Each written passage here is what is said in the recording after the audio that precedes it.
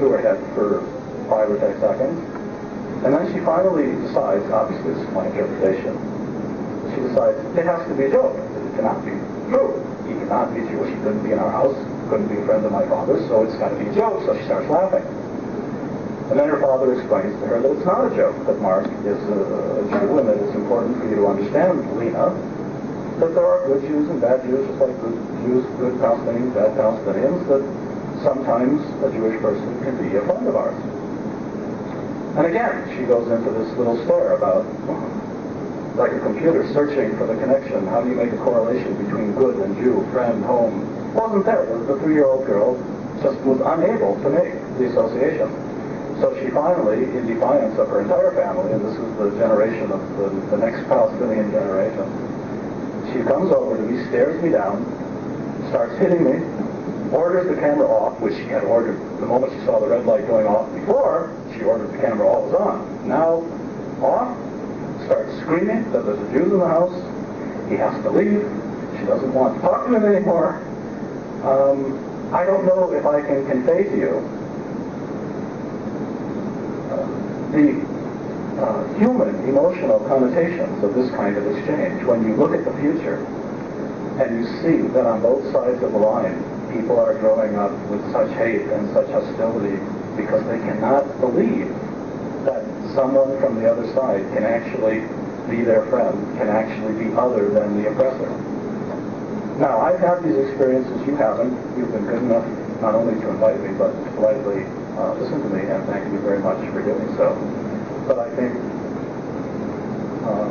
the main benefit to yourselves and to me as well would be for you to ask whatever thoughtful and honest questions, and provocative if you like, that you have, and I'll try to give you the best answer that I can. I'm going to make mine a bit short because some people do not know how to do that. I'll listen to you for your last half an hour. I happen to be Jewish myself, born that way. I no longer have any affiliation with the religion, which is not important. Bob, we can't hear you. Please. I no longer have any affiliation with any church, which is not at all important. But I'm going to bring out a point here which is very damn important. We've got to keep our damn nose out of other people's business. We don't belong in Israel. We don't belong in Hong Kong. We don't belong in any place else in the world. We got the United States to take care of and get our damn nose out of other people's business. I mean that for you. How about Beijing? Well, you're completely right in your comments and wrong in your accusations. You're the one, you and your community and your lobby that you seem to represent are the ones that cause $4 billion of the United States money each year to be given to a country of 4 million people. You're the one, you as a representative, you said you're a representative of the Jewish community. That's how you introduced yourself. That's how you introduced yourself, sir. So, I was asked to come here to tell you, after the experiences that I've had, what I've learned about the situation. It's your country that is meddling in the affairs of the Middle East, and your community of American Jews that's meddling in American foreign policy very excessively. I thought you did a darn good job. I'm not applauding you a bit. You did a terrific job. Well, that's fine. I'm talking to the group of people here that said, let's get our nose out of other people's business. Not talking against you. You did one hell of a good job. Thank you. I mean it. Then I agree with you. Got to get our nose out of other people's business. Let's be a country true to our convictions. Let's help the people of the Middle East achieve democracy and freedom. The way to help them is to get out of their way. Get out of the way, and right. Stop preventing it from happening. Exactly. Is there anything short of dissolution of Israel that will dissuade the Arabs? In other words, they're committed to the destruction of Israel. Who is committed to this? Well, that's their stated, for the Palestinians, they're stated that they want to destroy Israel. And that was the Arab-Israeli war was predicated on. The Arab establishment. Repeat the question, please. He says the Arabs are committed to the destruction of Israel, and is there anything that will dissuade them from this? The Arab establishment the governments in the region, the client regime, the kings, and the Palestinian elite are desperate to make a deal that will last with Israel. They're desperate to consolidate some sort of a peace with Israel. If you're talking about the people of the region, and if you're talking, and I'll be honest with you as best I can, I think most of the Arab people of the region believe that Israel is an illegitimate state, that it was fostered on them against their will, that European Jews came to the Middle East promising X, delivering Y, took Palestine, which, you go to any map, before 1948, was called Palestine. The Jerusalem Post was the Palestine Post, owned by Jews. The attempt to push Palestine off the map as if it didn't exist. It did not exist as a member of the United Nations, as an exclusive clause of the United Nations, but it existed on all the maps of the world as a region within the Ottoman Empire. And then the League of Nations, we're not going to go rehash all the history. But the great majority of Arabs today, and I mean overwhelming majority, wouldn't believe it to be totally just. But if the Palestinians had a state of their own, independence of their own, were allowed to bring their own refugees from the refugee camps back, why, after all, why should an American Jew like me, born in Duluth, Minnesota, be able to get citizenship in Israel tomorrow afternoon, whereas Palestinians who were born in Jerusalem or Ramallah can't even go to visit, and when they go, they're treated terribly. So, will there be people, no matter what, who still say we need to work and fight against the existence of even the smaller Israel? Yes, there will. But in my judgment, if Shimon Peres were to get up tomorrow and were to say, the peace process aims for justice and equality. The peace process's goal is that there be an independent Palestinian state living alongside Israel. That this is what we're working for, this is what we understand. We're terribly sorry this conflict has taken place. There's been too much killing and murder and defamation on all sides, but it's going to take a few years for this to be worked out, and we're doing the best we can. The whole character of the conflict would be changed. But that's not what's happening. I showed you the map. That's the reality. I told you what he has said in private, and I have met him a few times myself. He has the reputation, well, would you buy a used car from Shimon Peres? It's an election year, and people are looking for issues. There's a number of splinter parties starting in this country. Ross Perot, and you've got Nader and the Green Party, and you've got Jesse Jackson. You've got a number of others. In a political year when everybody is extremely sensitive to issues, nobody that I know of has ever mentioned the issues that you're talking about tonight. They won't be. And you say that there's a form of censorship under the whole of the United States, that nobody in the country is aware of this. If they are aware of it, they're afraid to speak out, or they just don't know. There is informal censorship. There are pressures of a severe kind that are brought to bear on politicians who raise these issues. All you have to do is remember Bill Fulbright, Chuck Percy, Bill Connolly. Two chairmen of the Foreign Relations Committee were defeated by the Israeli Jewish lobby when they raised issues of this. Actually, all they were in favor was negotiations with the PLO, the same thing that has since happened. But it's worse than that. I think a lot of the fault is on us as citizens of this country. If we tolerate a situation in which tobacco executives get up, raise their hands, swear to tell the truth, and then say nicotine is not addicting, when we all know they're lying through their teeth. If we tolerate a situation where lobbying firms bring people in front of the Congress that's debating war and peace and totally misrepresent the realities, lie to the Congress and the American people, and then we don't indict them, and we don't hold them to a standard of truth and integrity, then what does that say about us? The information I've given you is available. I didn't read from any secret documents. All of these things can be footnoted. They're available in obscure publications, obscure books. But why are they obscure? They're obscure because Our institutions, our big corporate institutions, won't put Edward Said or Noam Chomsky or Israel Shock or a bunch of people on this list. They won't put them on TV. And if they do put them on TV, they squeeze them in to a little panel discussion, give them a couple of seconds to say something, and then they pretend that they let that person speak to you. If we had unlimited time, which we obviously do not, I'd bring you lectures from Edward Said at the University of Madison and Noam Chomsky at Harvard, and they are far more persuasive than I can be.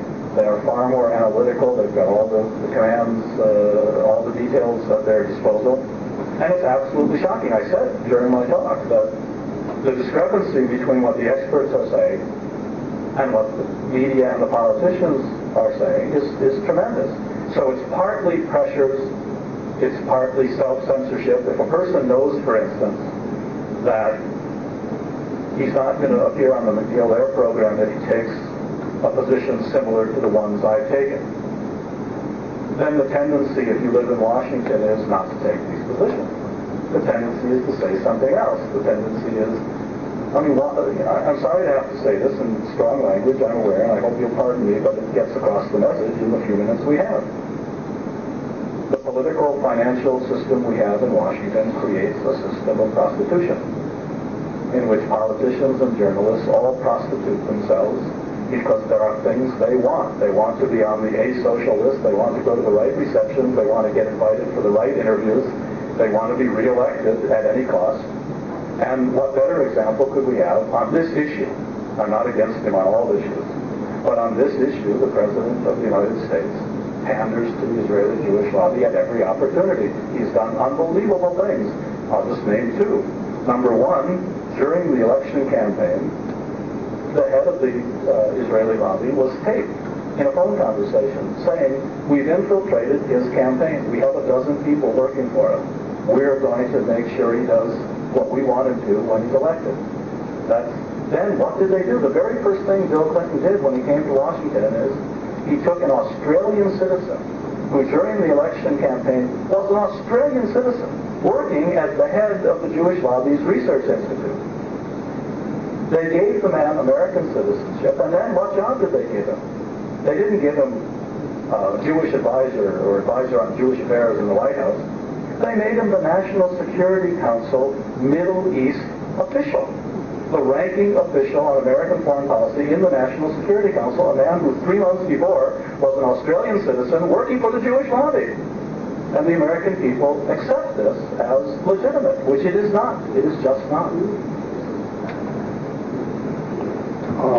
Mark, I know there's many things that you hadn't covered or would like to have covered, but you didn't mention at all this evening anything about our dependence upon oil, the Middle East oil, and our inability to cut that umbilical cord, so to speak, that supplies us oil from the Arabian lands.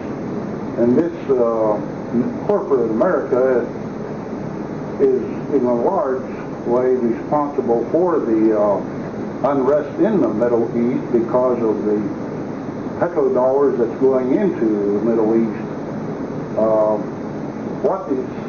What is your outlook as far as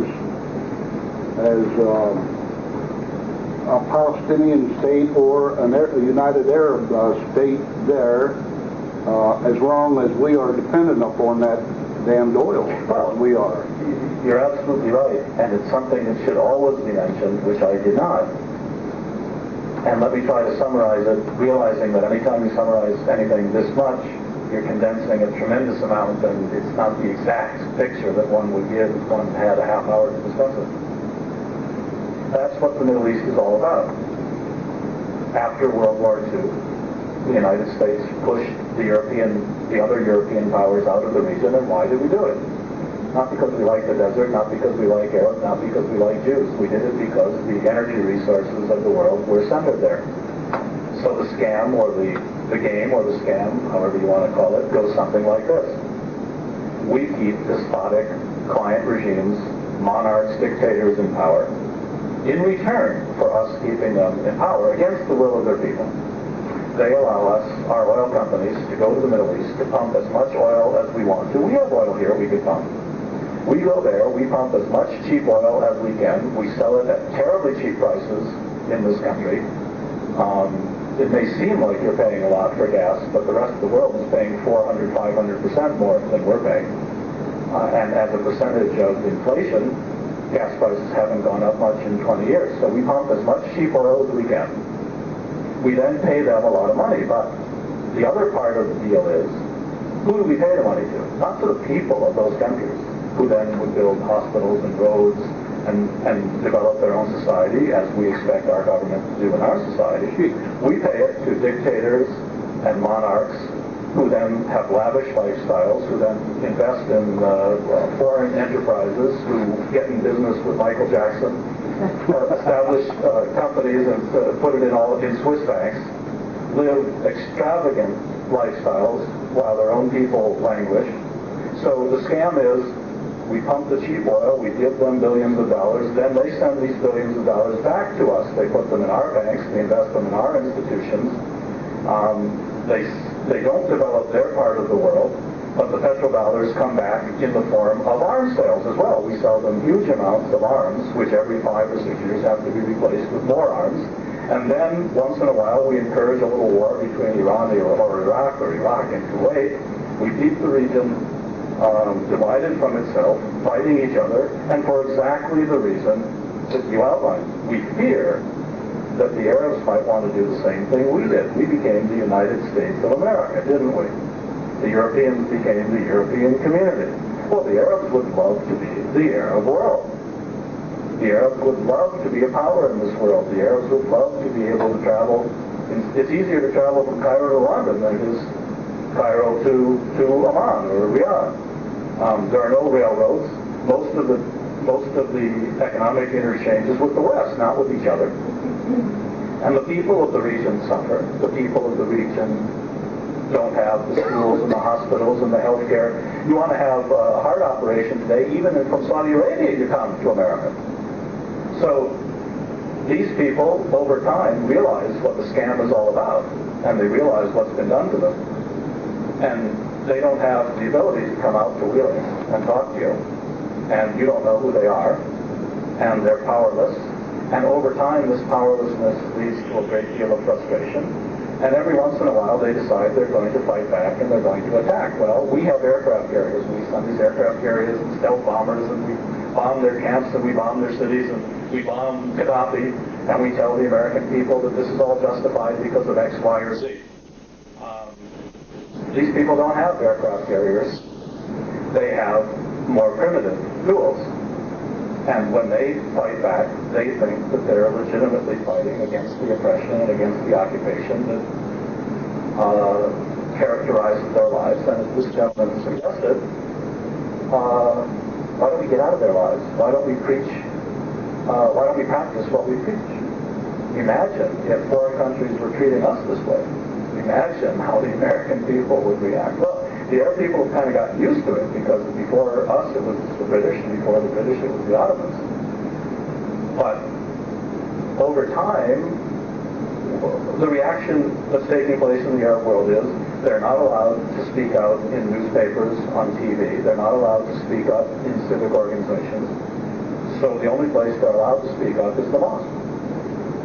So a lot of people put on the headscarf, and a lot of people become Muslim, who really aren't all that religious, but at least they have a place they can go, at least they have a place where they can feel proud, at least they can remember that there was an Arab world, which, frankly, when Europeans were in the Dark Ages, the Arab world was quite highly developed, and a lot of things in our own civilization have come out of Arab history. But at the current time, the Arabs are in the Dark Ages. And I, as someone who has come to know them and respect them, think that their fight to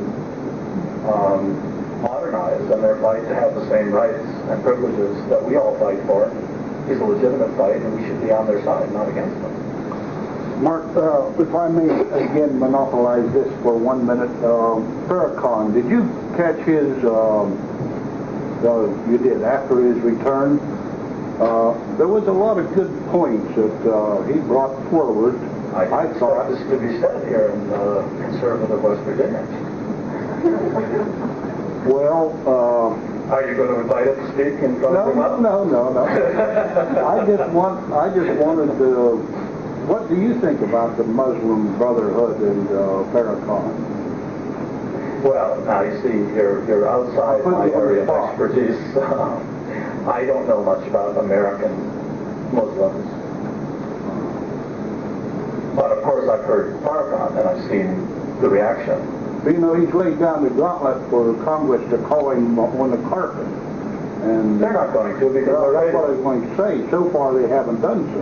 they're afraid of him. He's got too big a following already. What do I think of him? I think, first of all, he's a marvelous man in front of the podium. He can take serious subjects like this and even entertain you, which I obviously cannot. Because I see grim faces. With Farrakhan, he has an ability with words and an ability with ideas. I don't agree with a lot of what he says. I think he makes a lot of unfortunate mistakes in some of his rhetoric. But sadly, many of the things he says have more than a grain of truth to them. And he's just one of the few bold people because he's playing to his own audience. And I think it's the pride that he's instilled in black people, just the pride of his presentation, the pride of the well-dressed people around him, the pride that they take in him being their leader. These are also oppressed people. We don't have very many blacks with us this evening. You from South Africa, but you're not an American black. The black people in this country are terribly oppressed, and I came from Washington, where the main street, Connecticut Avenue, was closed a few days ago. Why was it closed? Because we have one public university in the greatest country of the world, the capital of the greatest country in the world. One public university where if you're a black person, you can afford the tuition, you can go to school. Most of them work jobs. They come at night. They spend 6 or 8 years getting a degree. It's the only place they can go. And in the greatest country in the world, we're about to close this university because we don't have the money to keep it open. Even though our president just gave the Israelis another $100 million, twice the budget of the University of the District of Columbia. Now, when you're in that situation, when you're oppressed through economic means, Washington is a segregated town. The blacks live in one part, the whites live in the other part. Sure, it's not officially segregated anymore. You can legally, unlike in Israel, by the way, if you're an Arab, you cannot go to Tel Aviv and rent an apartment. You can't move from one side of Jerusalem to the other side of Jerusalem and rent an apartment. Israel is apartheid. America is segregation by economic means and by redlining and by bank loans and things of that kind. It's getting better. Have there been improvements? Tremendous improvements. It's not like it was in the 40s and 50s. And we maybe have a legal system that will allow us to come together, maybe. But after the OJ crisis, boy, I think we were all thrown for a loop. Things are a lot worse than we thought. What are you advocating? For Louis Farrakhan or for American foreign policy? What, I'm supposed to leave here after listening to you talk, and what do you want me to do? That's my failing, and that's frankly the failing of Noam Chomsky and Edward Said. And there is, I don't have a magic bullet. I can't tell you if we do X, our world's going to be better. I can tell you that after living in Washington, I've come to think that there's one issue that doesn't have to do with the Middle East. That is the central issue